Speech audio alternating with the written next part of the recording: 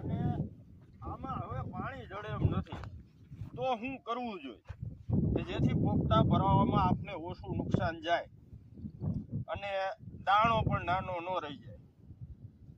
તો પેલું ખેડૂત મિત્રો કે આમાં આપણે વધારે પડતું પોટાશ વાળું કોઈ પણ જે વોટર સોલ્યુબલ ખાતર આવે એ છાંટવું જોઈએ અને સાઈડમાં થોડું ઘણું નાઇટ્રોજન હોવું જોઈએ.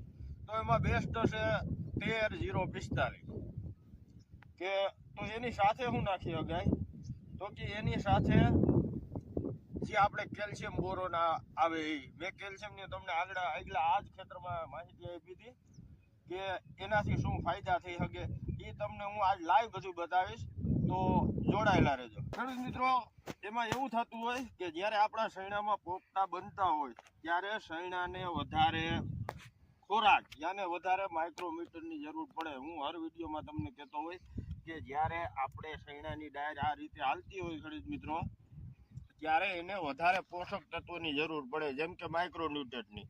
નકર આ ડાયર અહીંથી રોકાઈ જતી હોય ને એટલા પોપટાથી છોડવો સુહાઈ જતો હોય. તો એના માટે શું કરવું? એના માટે કોઈ પણ જાતના ન્યુટ્રન્ટ દઈ શકાય, જેમ કે પોષક સુપર આવે છે, જેમ કે માઇક્રોન્યુટ્રન્ટ મિક્સ માઇક્રોન્યુટ્રન્ટ ગ્રેડ 4 આવે છે.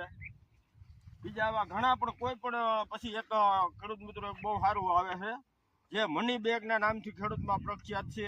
એમાં બધા એસિડ આવતા હોય, જેનું પણ ખેડૂત મિત્રો કામ સારું છે. અને જો તમારા શૈણામાં